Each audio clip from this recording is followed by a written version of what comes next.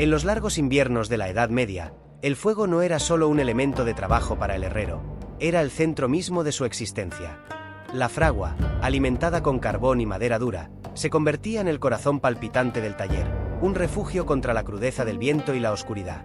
Las llamas crepitaban sin descanso, iluminando el rostro del herrero con tonos rojizos que se mezclaban con el sudor y el hollín.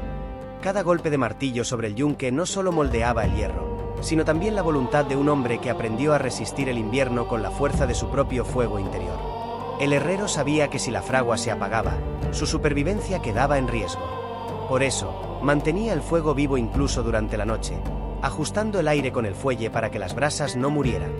La temperatura del taller debía ser suficiente para ablandar el metal, pero también para mantener su cuerpo a salvo del frío que acechaba tras los muros de piedra. A veces, el humo llenaba el espacio, impregnando las paredes de negro, pero el herrero lo prefería a sentir el hielo morderle los dedos. Mientras el viento aullaba en el exterior y la nieve cubría los caminos, el interior del taller parecía un pequeño infierno doméstico, una cueva viva donde el fuego respiraba junto al hombre.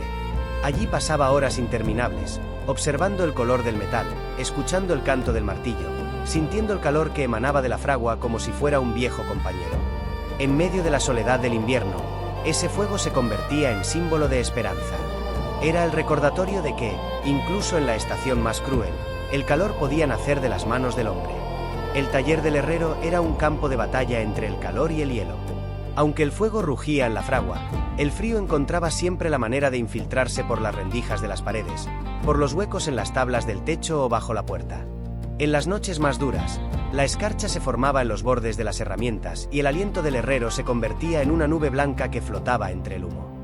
Aquella lucha silenciosa contra el invierno no se ganaba solo con fuerza, sino con ingenio y resistencia. El herrero conocía los secretos del aislamiento rudimentario.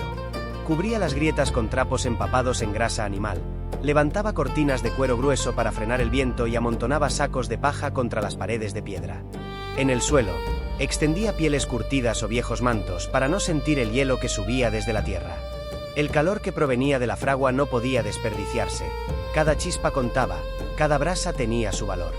Cuando el metal descansaba, el hombre se acercaba a la boca del fuego, girando lentamente sus manos ennegrecidas por el hollín, buscando recuperar la sensibilidad en los dedos entumecidos. Aún así, el frío se hacía notar en cada detalle. Las herramientas de hierro se volvían crueles al tacto, mordiendo la piel si se sostenían sin guantes. Los fuelles se endurecían, los martillos se helaban, y el cuerpo del herrero debía adaptarse a ese contraste perpetuo entre calor y escarcha. El sudor que caía sobre su frente se congelaba apenas alejaba el rostro de la fragua. Pero él seguía. No podía detenerse. La supervivencia dependía de mantener viva la llama, aunque el resto del taller temblara bajo el soplo del invierno. Así, en cada jornada, el herrero libraba su propia guerra, una batalla invisible donde el fuego era su espada y la resistencia, su escudo. El fuego mantenía vivo al herrero, pero sin alimento, ni siquiera el calor más ardiente podía sostener su cuerpo. El invierno medieval no ofrecía piedad, los campos dormían bajo la nieve y el ganado escaseaba. Por eso, el herrero aprendía a sobrevivir con lo que tenía, administrando cada ración con la misma precisión con la que medía el golpe del martillo. Su dieta era simple, pero poderosa. Pan oscuro, denso y áspero, horneado con granos gruesos, sopas espesas de legumbres, trozos de cerdo salado o carne curada que podían durar semanas, y cerveza templada, que no solo alimentaba, sino que ayudaba a entrar en calor cuando el agua era un lujo congelado en los cubos. El trabajo exigía energía constante. Forjar una espada o una herradura requería fuerza, sudor y concentración, y el cuerpo debía resistir el choque entre el calor del fuego y el aire helado. El herrero sabía cuándo debía comer para mantener el pulso firme y los brazos fuertes. A menudo, comenzaba la jornada con un caldo caliente que hervía sobre las brasas de la fragua, aprovechando el mismo fuego que fundía el metal. En él flotaban pedazos de cebolla, ajo y huesos con tuétano, un banquete modesto, pero suficiente para mantener el alma despierta. Durante los días más fríos, la comida era también compañía. En los pueblos pequeños, los aldeanos llevaban al herrero pan o algo de carne a cambio de reparaciones. Sabían que su oficio era vital, y proteger al herrero era proteger a toda la comunidad. A veces compartían el almuerzo en silencio, observando cómo las chispas iluminaban el techo ennegrecido, agradeciendo juntos que aún hubiese calor y alimento. El hambre era una enemiga tan peligrosa como el frío. Pero el herrero no solo alimentaba su cuerpo, también su espíritu. Cada comida, por humilde que fuera, era una afirmación de vida, una pequeña victoria frente a la escasez. Comía despacio, consciente de que en aquel taller solitario, entre el hierro y las brasas, cada bocado era una forma de resistencia. Cuando el invierno se adueñaba del paisaje, el taller del herrero quedaba aislado del mundo. Los caminos se cubrían de nieve, el mercado desaparecía, y el bullicio de los aldeanos se desvanecía en un silencio espeso. Solo el martillo seguía resonando dentro de aquel recinto oscuro, marcando un ritmo constante que recordaba que aún quedaba vida entre las sombras. El herrero, cubierto de hollín y rodeado de su propio eco, conocía bien la soledad de los meses fríos, pero también había aprendido a convivir con ella, a convertirla en una aliada silenciosa que templaba su espíritu tanto como su hierro. Las jornadas eran largas y repetitivas. Sin clientes frecuentes, dedicaba las horas a reparar viejas herramientas, a reforjar piezas desgastadas, o simplemente a mantener la fragua viva. En los momentos de descanso, el silencio pesaba.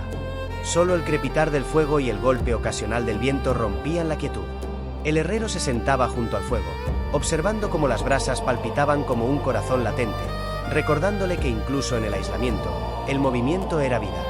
A veces hablaba consigo mismo, murmurando pensamientos o planes, sabiendo que su única respuesta sería el eco metálico del taller.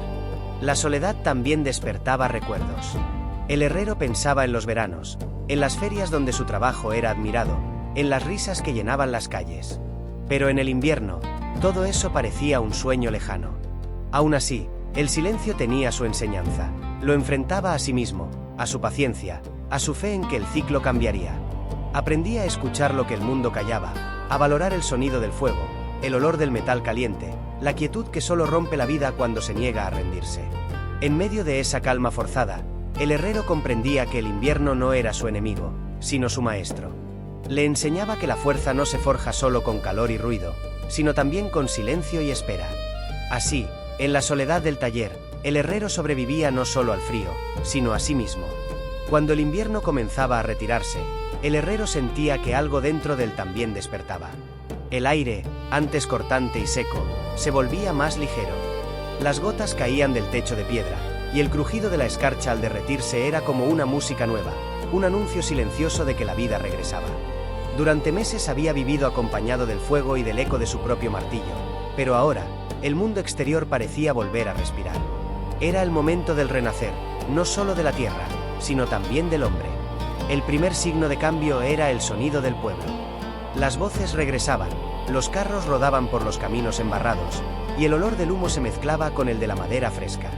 Los campesinos, agotados por el encierro, acudían al taller con herramientas rotas, clavos oxidados o nuevas peticiones.